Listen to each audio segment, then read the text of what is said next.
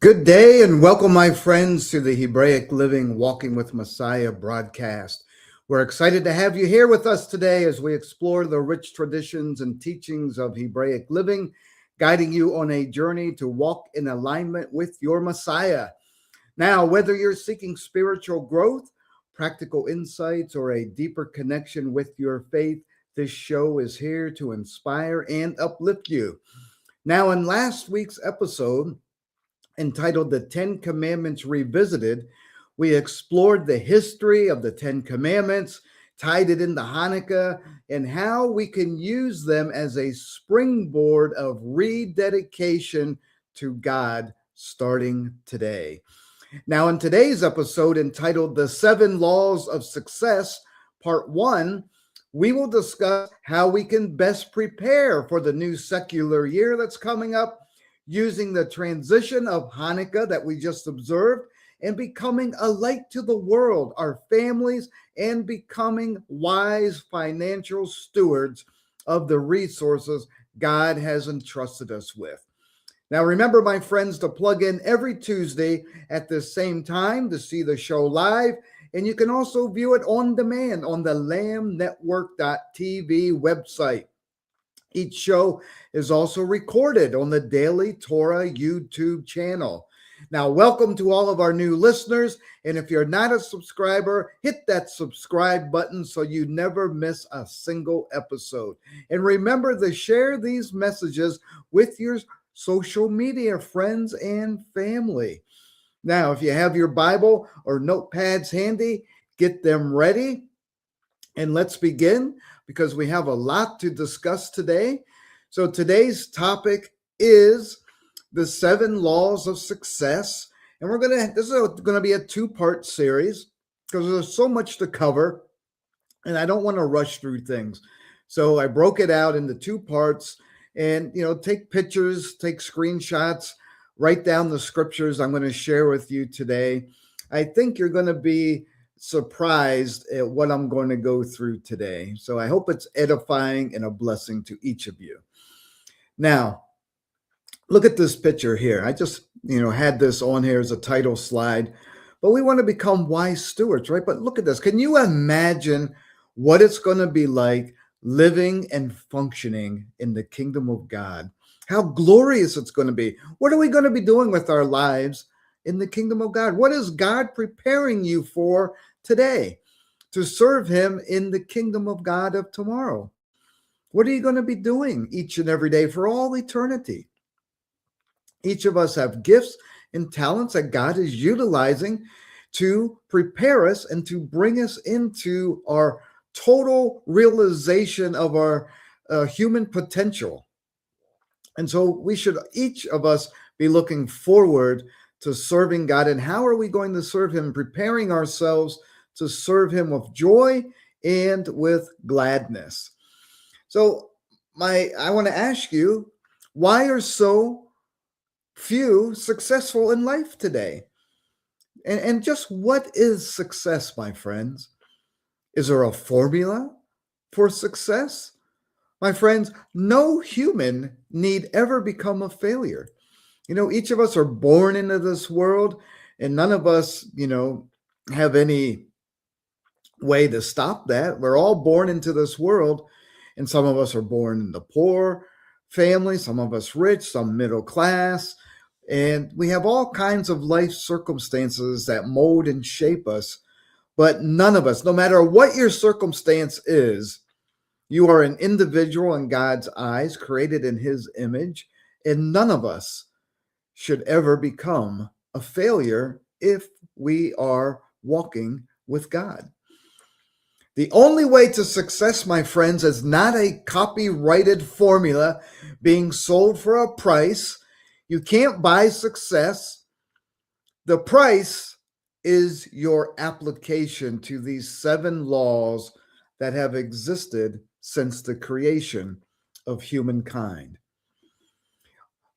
My friend, are you having financial problems right now? Are you having trouble making ends meet? Are you having health issues keeping you from being productive? Do you just feel like there's no escape from the pressures of life and that you are stuck in your current situation? Sadly, the vast majority of people are living failed lives. Even us, Messianic believers, right? We're supposed to be on top of the world, the elect called by God. But I'm telling you right now, there are so many of us in this walk of life, in this Hebraic walk, that are failures right now, living failed lives, broken marriages, broken hopes and dreams. And it need not be, my friends. And we're going to go through what the 7 laws of success are so that you can hit this next year running on a high note. And even though it's a secular year, but we all live in this society today. And so we're going to make going forward a great success. And it's not going to be one of those, like New Year's resolutions where you say you're going to do this, that, and then a couple of weeks later you fall off the wagon. No. These principles that I'm going to share with you today and next week are going to catapult you into a new successful life walking with Messiah. Right? That's why we called this show Walking with Messiah. Our lives center around much, much more than just biblical study all the time. Our lives focus around so much, but everything focuses on Yeshua. Everything points to Yeshua, the Messiah. And without him, we will fail. But with him, we can be successful, and we will be if we follow him in the right way. Look at these stats. Thousands of people, my friends, commit suicide in the world every day. Why? We'd be the most happiest people on earth, especially in the United States, right? We have everything that we could ever ask for.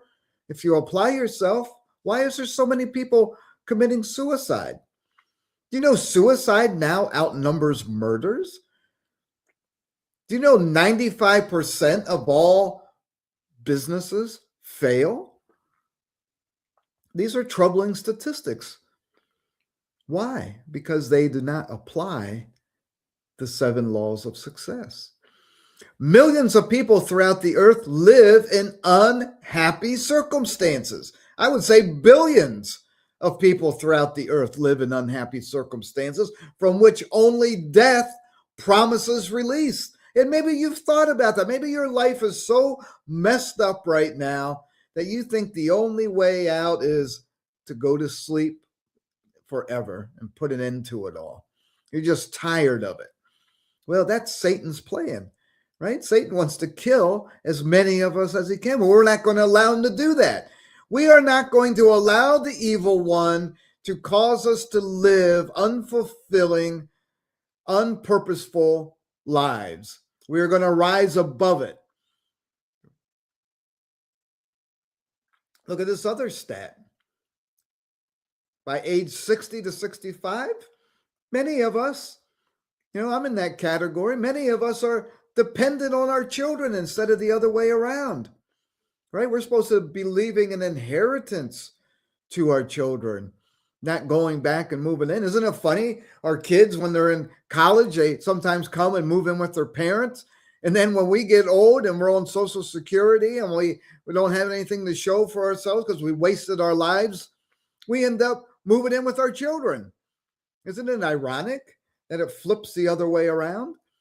They end up raising us and taking care of us until we die.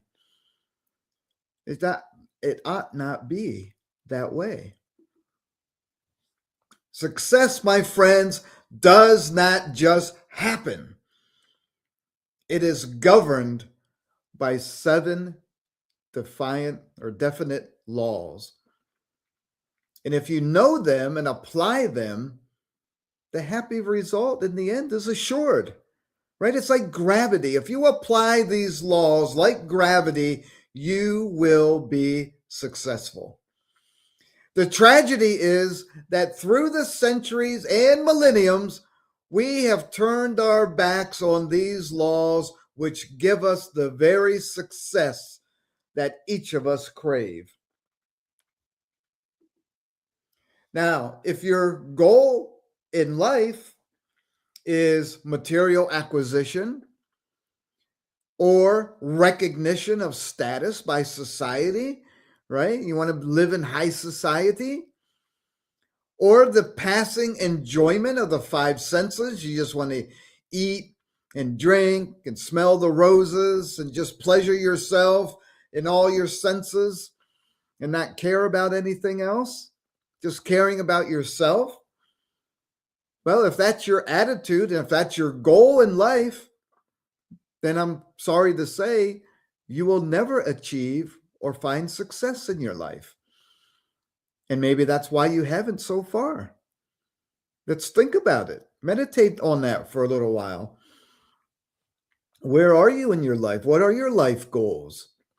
Who are you serving? Yourself or the creator of heaven and earth? You know, in 1 Kings chapter 10, verses 23 to 25, King Solomon, he surpassed all the kings of the earth in riches and wisdom. Now all the earth sought the presence of Solomon to hear his wisdom, which God had put in his heart. Remember, he prayed and he asked for wisdom and understanding, and God gave him all that. But on top of that, God gave him riches and long life and the defeat of all his enemies. And it says, continuing in 1 Kings, each man brought his present, articles of silver and gold, garments, armor, spices, horses and mules at a set rate year by year. People, my friends, people from all over the world came to see Solomon and brought him gifts and tribute, right? He had a lot of these surrounding territories under tribute, and they would pay tribute in gold and silver and other material things year by year so that they could live in peace. Wouldn't that be great?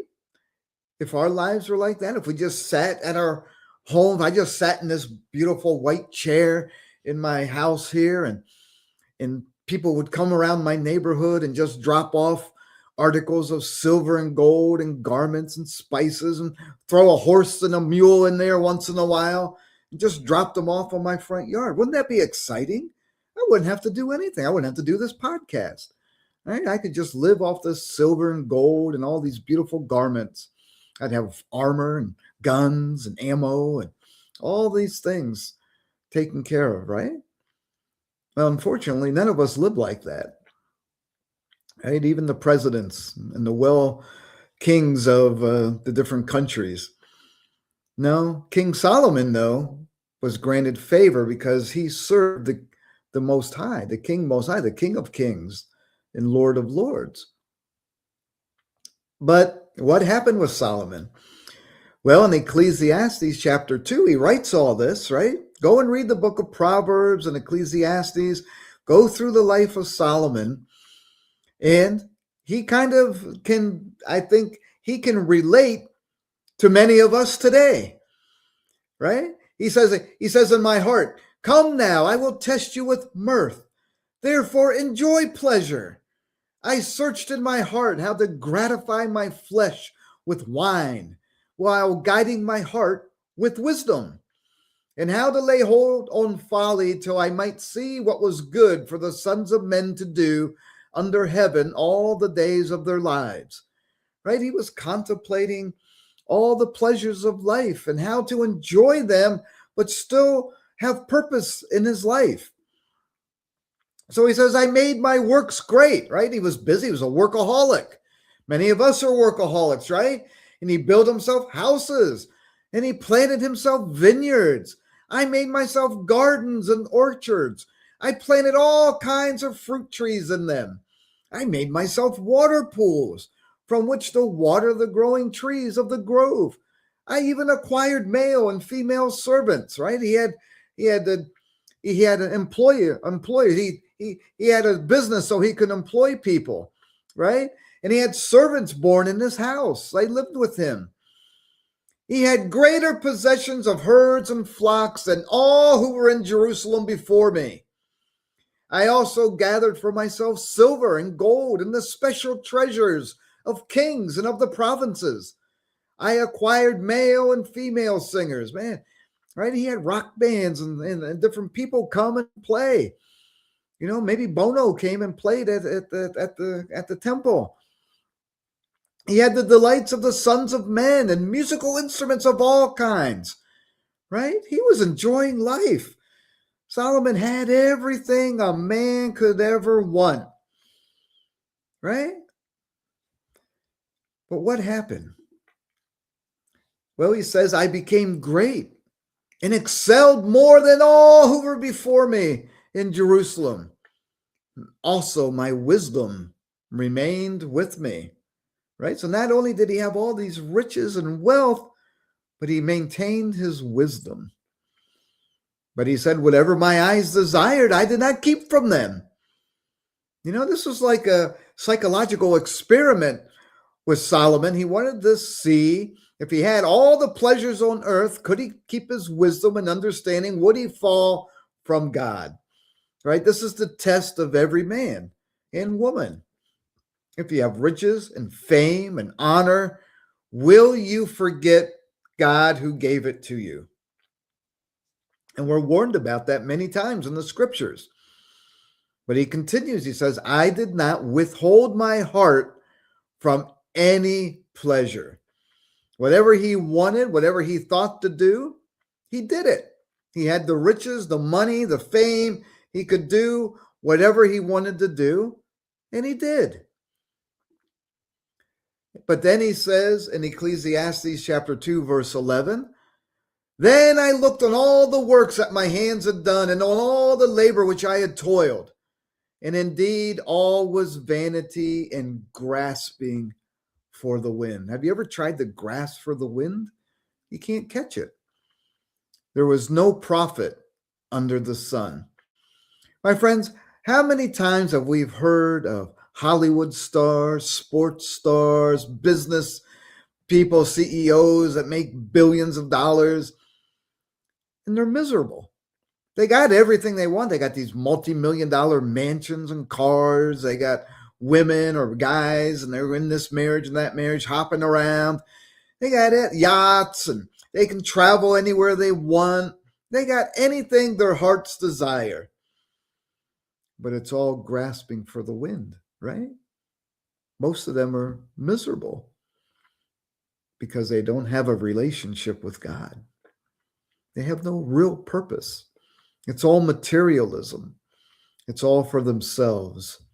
It's not to give glory to the one who gave them those riches and honor and fame. And sometimes the evil one gives them that to keep them away from God, right? He'll give you everything that your heart's desire. Many times, if you just forget God. Why is there so many atheists in the world today? All the rich people, most of them are atheists, right? Or communists.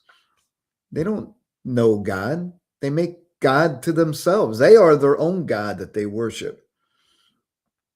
So Solomon continues in verses 15 and 16 of Ecclesiastes 2. He says, so I said in my heart, as it happens to the fool, it also happens to me. And why was I then more wise?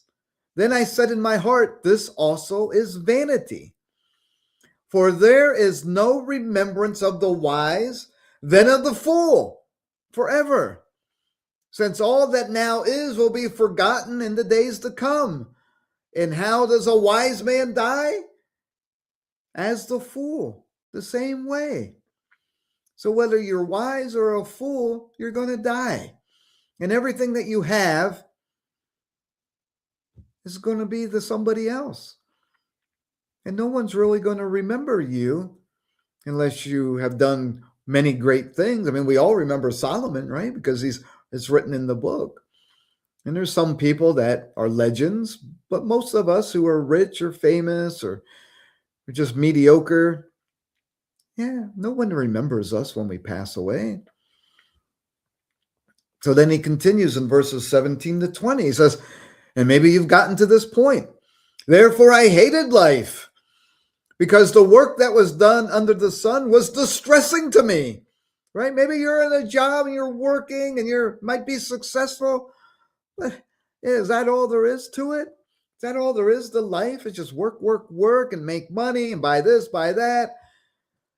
And he says, for all is vanity and grasping for the wind. Then I hated all my labor in which I had toiled under the sun. See, a complete flip, right?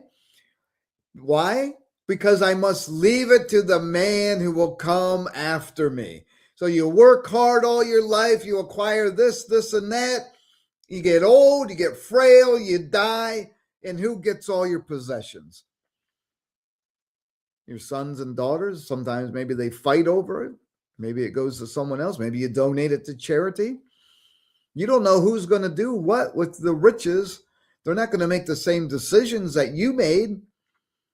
They're not going to strive after it. They're not going to work for it.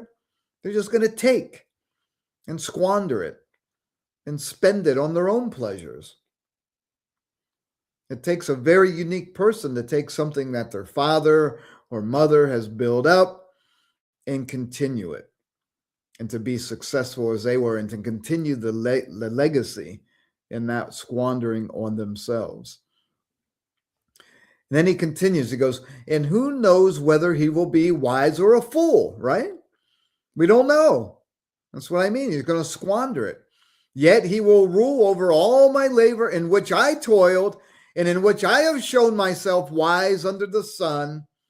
This also is vanity. Therefore I turned my heart and I despaired all of the labor in which I had toiled under the sun. You know, as I was just reading that, I'm thinking, you know, I grew up in Pennsylvania, and there's the oldest brewery in Pennsylvania called Yuengling. And maybe some of you like Yuengling beer. It's one of my favorites because the water from Yuengling beer comes right out of the Appalachian Mountains. So it's crisp and clean. And they've been around. They're the oldest brewery in America. And they're not public. And they're family owned. And it's gone through, I think, 5 generations now that the sons and the sons and the sons have all kept. And the daughters, I believe, are working the business now too. That's all a family. And they continue to work that company and business, and they all work together, and they continue the Yuengling name. That was their last name, Mr. Yuengling, and they continue that name. That is a unique example of generational wealth that has continued for many generations, and they maintain and uphold the legacy of their great, great, great grandfather. Now, Solomon continues in verses 24 and 26 of Ecclesiastes 2, he says, nothing is better for a man than he should eat and drink, and that his soul should enjoy good in his labor. My friends, that's where we should be. This is the conclusion of all his testing, his going out and having pleasures and enjoying life and testing this and testing that. He came to the conclusion that nothing is better for a man than that he should eat and drink, and his soul should enjoy good in his labor. This also I saw was from the hand of God. For who can eat or who can have enjoyment more than I, says Solomon. For God gives wisdom and knowledge and joy to a man who is good in his sight, in God's sight. But to the sinner, he gives the work of gathering and collecting, that he may give to him who is good before God. So, my friends, are you a gatherer and a collector? Or are you one who gathers and collects from others? Which one are you? How are you doing today? Are you a man that enjoys the fruit of his labor, or a woman? Are you giving back? Are you enjoying life? Or are you constantly striving and a slave to somebody else? Which are you? In 1 Kings chapter 11, it reads, "But King Solomon loved many foreign women, as well as the daughter of Pharaoh." So here we go. Here we begin the downfall of Solomon, right? And all his wisdom that he had, this was a challenge for him because he had to keep all these alliances with all the nations around him. He ended up marrying all these women, the Moabite women, the Ammonites, the Edomites, the Sidonians, the Hittites, from all the nations of whom the Lord said to the children of Israel, "You shall not intermarry with them, nor they with you." Why? Because surely they will turn away your hearts after their gods. But yet Solomon clung to these in love. And this was his downfall. This is why the wisest man in the world became a fool in many respects. For it was so, continuing in verses 4 to 6, for it was so when Solomon was old that his wives turned his heart after other gods. And his heart was not loyal to the Lord his God, as was the heart of his father David. For Solomon went after Ashtoreth, the goddess of the Sidonians, and after Milcom, the abomination of the Ammonites. Solomon did evil in the sight of the Lord and did not fully follow the Lord as did his father David. Right? He went after other gods. Hey, if you haven't listened to my friend Mike Robillard and my podcast on Monday nights, the 613 Lifestyle, we went over this last night about not having any other gods before the true God. So if you haven't listened to that, go back and listen to that. It ties in with today's message here.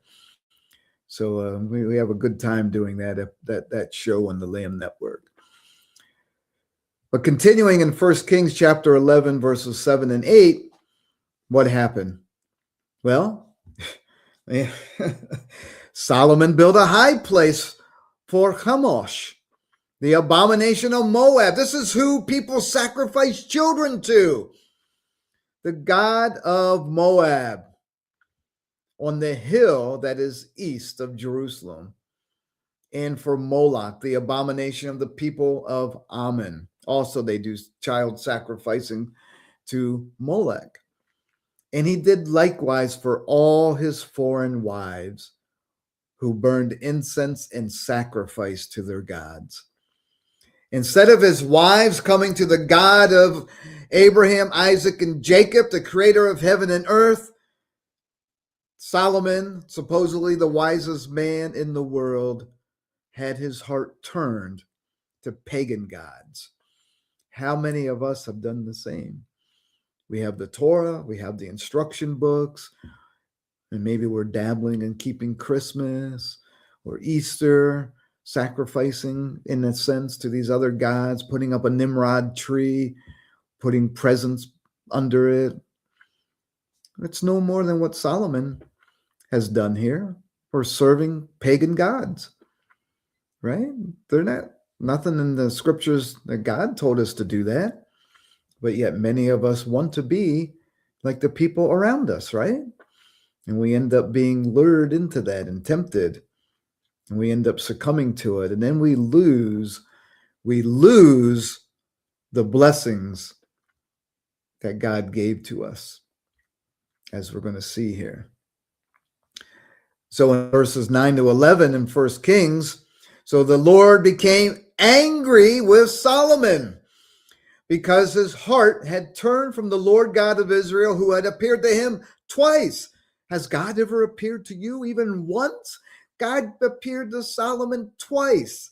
and commanded him concerning this thing that he should not go after other gods, but he did not keep what the Lord had commanded. Therefore the Lord said to Solomon, because you have done this and have not kept my covenant and my statutes which I have commanded you, I will surely tear the kingdom away from you and give it to your servant. And he did. He tore it away, 10 tribes, and gave it to his servant Jeroboam. And that became the northern tribe of Israel, the kingdom of Israel. And the southern tribe he gave to his son, Rehoboam.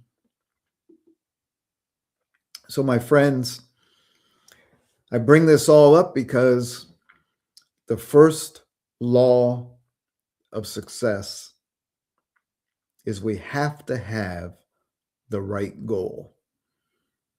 Now, very important. We're going to go through this. It may not be what you think it is. We have to have the right goal. So what do I mean by that? Well, besides having the right goal as believers, the general principles of character as honesty, patience, loyalty, courtesy, dependability, punctuality, and righteousness are automatically included in these 7 rules. So if we have the Spirit of God dwelling within us, we should already have these attributes of character, these principles of character. Do you have these? Are you honest in your dealings? Do you have patience? Are you loyal? Maybe to your boss if you're working for someone else, or to your spouse, or to even yourself. Are you loyal to God? Are you courteous? Do you have courtesy? Are you arrogant and flippant and look down upon other people and demand other things from other people? You're impatient and you're rude. Are you dependable? Can someone depend on you with a handshake? If you say you're going to be somewhere or do something for someone else, can they rely on you to do it? And are you punctual? If you say you're going to be someplace at a certain time, are you there? Or do you give excuse of why you're late? Or you just don't really care about it and you just basically show up whenever you want to show up? Do you value other people's time is what that means? Or are you just thinking about yourself? And righteousness is self-evident that if you are keeping the commandments of God, you should have all these attributes and you should be righteous in the eyes of God. So you have to have these before you can even begin to have the right goal. So where do you stand in this right now, my friends? Do some self reflection there and think about it, meditate on it. Because as we have seen, having the wrong goal of material and physical pleasures lead only to fears, worries, heartaches, troubled conscience, sorrows, frustrations, empty lives, and eventually death. So when we have the wrong goal and we just want to have pleasures of ourselves, we have miserable lives.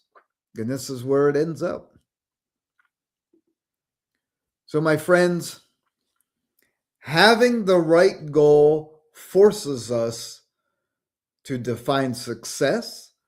And once we have learned what success really is, we make that our goal in life. So the question becomes, my friend, what is your purpose in life? And why were you born? Do you even know why you were born? Why are you here right now? Again, none of us can choose whether we are born or not. We're here. So while we're here, we might as well have a purpose and fulfill what God has called us to be, because we are created in His image. My friends, We all wish to live a meaningful life. I don't think anyone here who's listening or anyone that we know wakes up in the morning and says, well, I just want to live a miserable life today, right?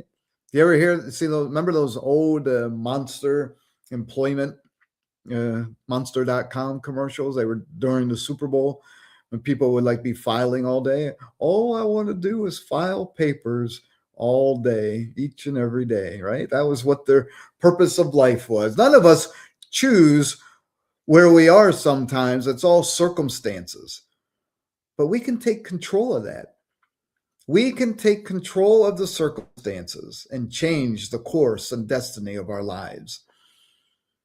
So then the other question is, why are we living? What are we living for? What are we doing in this world? Do you even know? Have you ever thought about it? Or you just wake up in the morning and just do your thing and you'll figure it out later. You just don't really take the time to pray about it or ask God to direct your paths. My friends, to find the answer to these central questions, we must look in the very book of life itself, the Torah, which is called the Torah Chaim, a living Torah.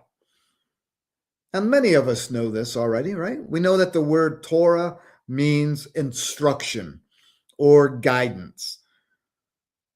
For the Torah is our guide in life. We don't look at it as a book of laws and do's and don'ts. It is our instruction book. It is our guide in life so that we will be successful. The Torah makes us constantly aware of our duties in life. It gives us a true definition of our purpose. And it shows us the ways and means of attaining this goal. Do you understand that, my friends? The Torah is the life giver. If we follow it, we will be successful. The Torah begins with Genesis. When Adam was created, the Creator immediately apprised him of his powers and told him that his purpose in life would be to what? What did he give Adam to do? In Genesis 1:28, he says, replenish the earth and conquer it, and have dominion over the fish of the sea, and over the fowl of the air, and over every living thing that moves upon the earth. He didn't say go destroy the earth and go rape it and pillage it so that you can amass great fortunes of wealth and gold and silver. No, that's not what he's saying at all. My friends, man was given the power to conquer the world. Now, you got to understand what this word conquer means, and we're going to go through that. But man was given the power to conquer the world, the whole world, and to rule over it. God gave us that authority on the land, the sea, and in the air. And he was enjoined to do so. This was Adam's task, and it's our task. It's what we were created for.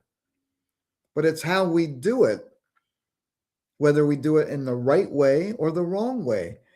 The evil one wants us to do it in the wrong way. That's why there's so much chaos in the world today.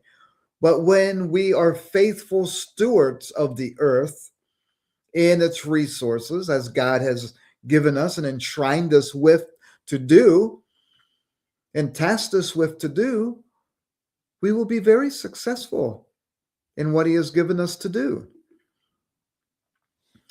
So how is this world conquest to be attained, and what is the purpose and true meaning of it? Well, the world conquest given to man as his task and mission in life was to elevate and refine the whole of nature, including the beasts and the animals, to the service of true humanity. Humanity permeated and illuminated by the divine image, by the soul, which is veritably a part of God above. so that the whole of creation will realize that God is our maker.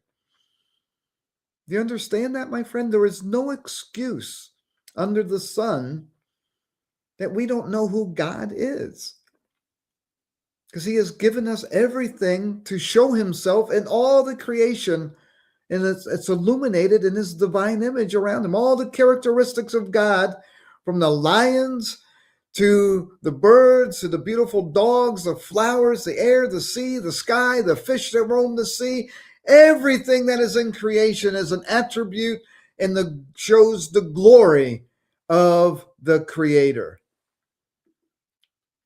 But before a man or woman sets out to conquer the world, they must first conquer themselves and their own egos through the subjugation of the earthly, can I say demonically, in the beastly that's in our own nature, the human nature. This can only be attained through actions which accord with the directives of the Torah, the practical guide to everyday living, so that the material pursuits become permeated and illuminated with the light of the one God, our God. Right? We just celebrated Hanukkah, right? We're supposed to be a light in the darkness. We're supposed to be illuminated with the image of God that reflects throughout the earth. Just as the moon reflects the light of the sun, we are to be reflecting the light of Yeshua, the Messiah. Do we do that, my friends, when we walk day by day throughout this earth? My friends, God created one man, and upon this single person on earth, he imposed this duty and task. Herein lies the profound yet clear directive, namely that one man, each and every person, you, me, is potentially capable of conquering the world. This is deep Jewish thought here I'm sharing with you. If a person does not fulfill his task and does not utilize his inestimable divine powers, it is not merely a personal loss and failure, but something that affects the destiny of the whole world. Are you getting to see the picture here? This is deep. This is spiritual warfare and spiritual attributes and principles that we are discussing here. My friends, the sages teach us that Adam was the prototype and example for each and every individual to follow. They say, for this reason was man created single, in order to teach you that one person is equivalent to an entire world.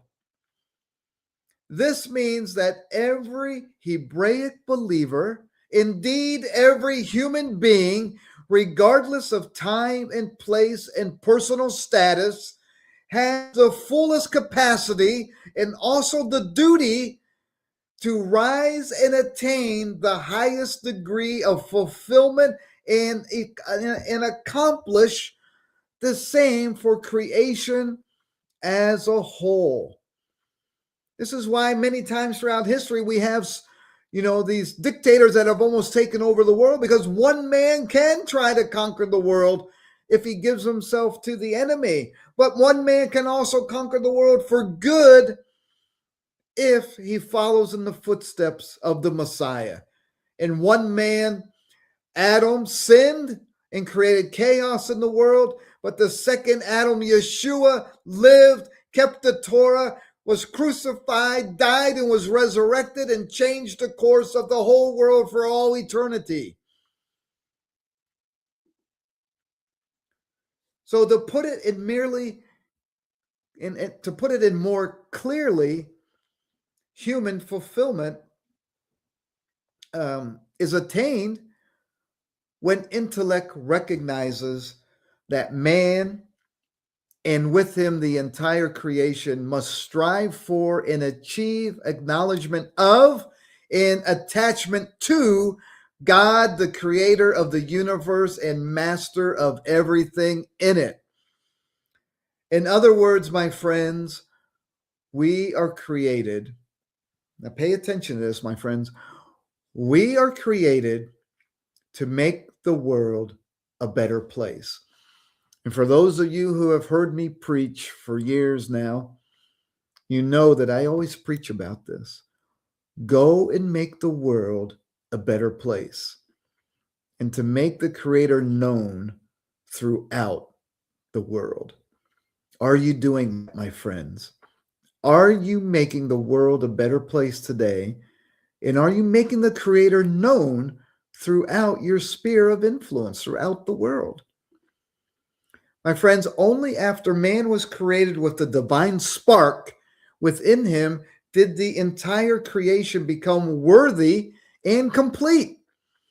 Without man, without the divine spark, without the Ruach HaKodesh, the earth was just nothing. It was void until God hovered over it and recreated it in all of its glory, and then created man and blew in his nostrils the breath of life. He says, thus man can justly be described as the beginning of creation in all its domains.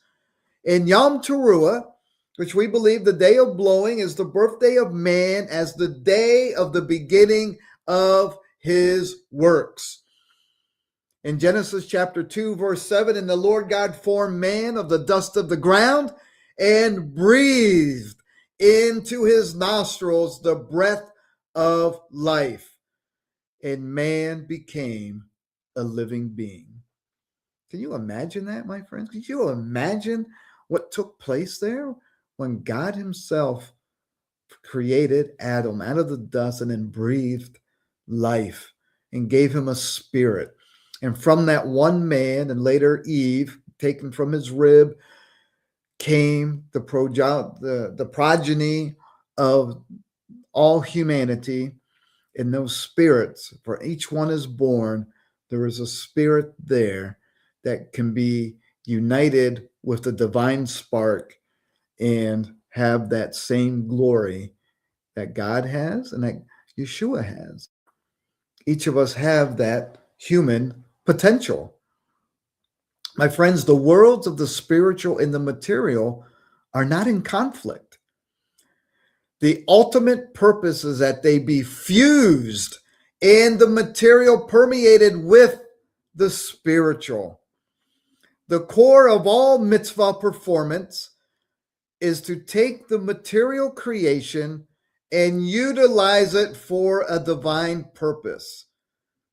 Let me repeat that. The core of all the commands, of all the Torah, of all the things that we do in life is to take the material creation that God has given us and utilize it for a divine purpose. My friends, the soul is to give an account of its lifetime, and subsequently its merits and demerits are carefully weighed on the divine scales.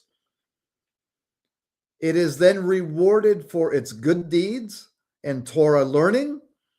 The reward takes the form of a revelation of God's glory, basking in the divine light.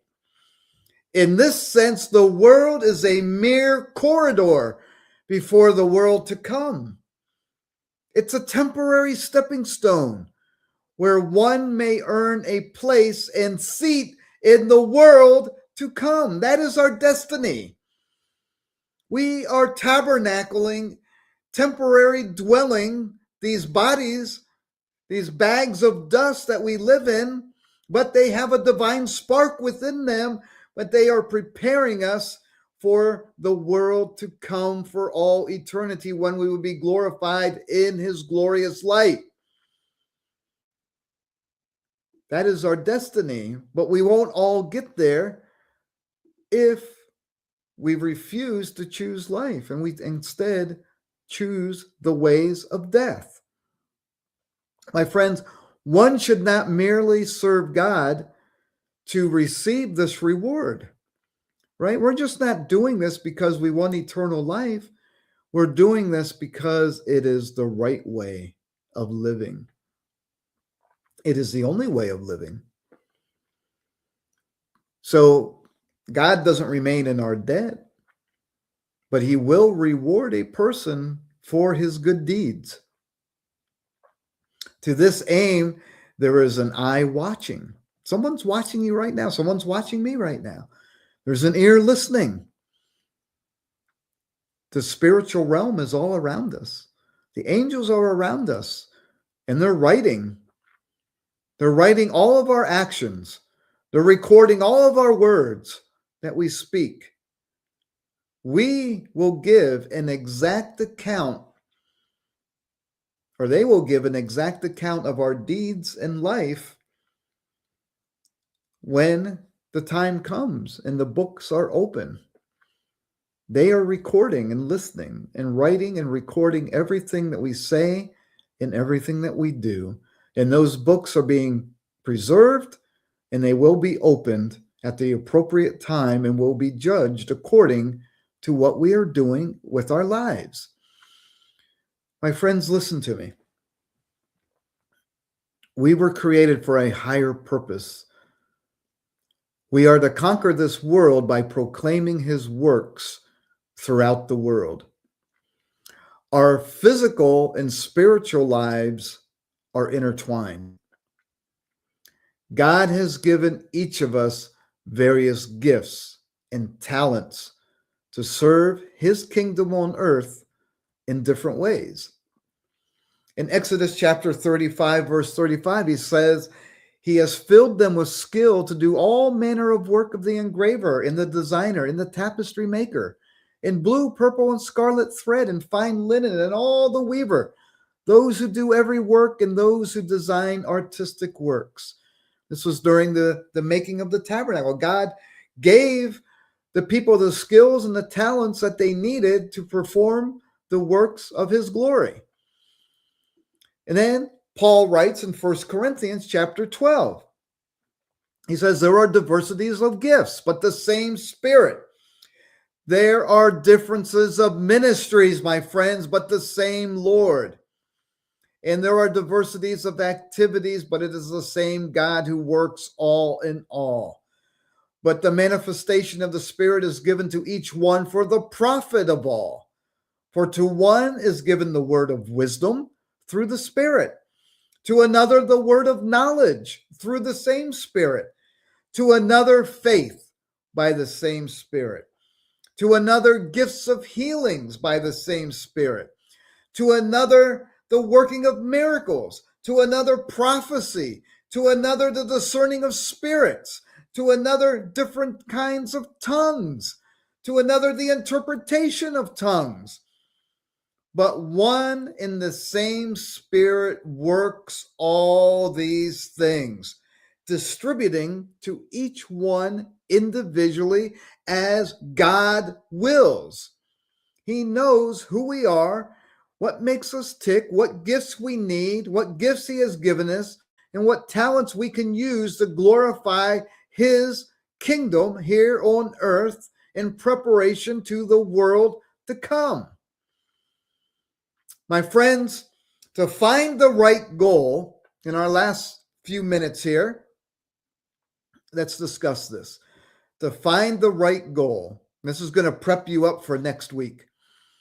To find the right goal, I encourage each and every one of you to take a day or maybe two to fast. Study the word and pray to God, seeking his will for you in this life. Ask for guidance on what you can do in this life to make the world a better place. Then purpose it in your heart to serve him by using the gifts and talents he has given you to bring others into his kingdom. And as you pray, write it down. Write down like Habakkuk did. Right? We have this whole class on mymdi.org called Communion with God. It's a free online class. You can take it. We also have a more in-depth class, but go there, go to mymdi.org, sign up for Communion with God, take that class, and as you're studying and learning and hearing God's voice, write down. This is how I started the Messianic Discipleship Institute and all the ministry works that we have now, by doing this right that I'm asking you to do, encouraging you to do. Because once you have a clear direction of where the Lord is leading you, it is time to apply the remaining 6 laws of success. Next week, we will get into part 2. The 7 laws of success will cover the last 6 laws and sum it all up. Don't miss it. You're going to want to hear this, what I'm going through next week. I hope that today's part 1 was very edifying for you. Go back and rewatch it if you have to. I went through a lot of scriptures. I went through some good points. My friends, purpose it in your heart to make the world a better place. The world needs you right now. It needs us. It needs the sons and daughters of God to glorify his name upon this earth today.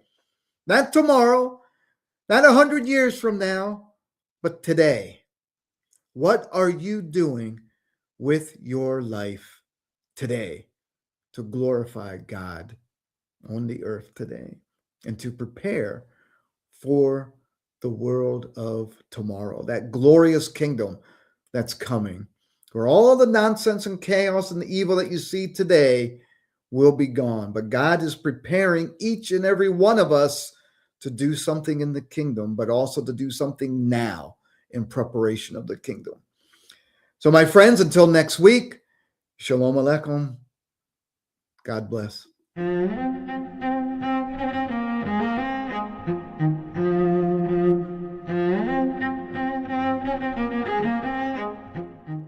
If you missed today's show or want to watch it again or want to tell someone where they can watch this episode, go to lambnetwork.tv, where you will find this show and all the other live Lamb Show archives in the on-demand section of the website. Thank you for watching, and don't forget to tell someone about the Messianic Lamb Network.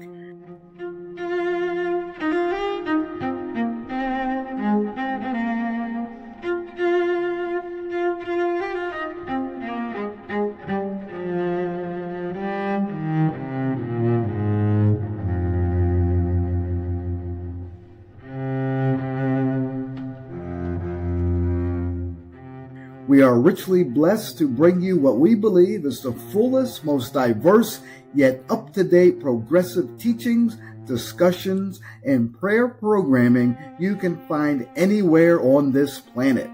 Be sure to take the tour of the lambnetwork.tv website. I'm Jeffrey Clark. Thank you for joining us on the Messianic Lamb Video Network.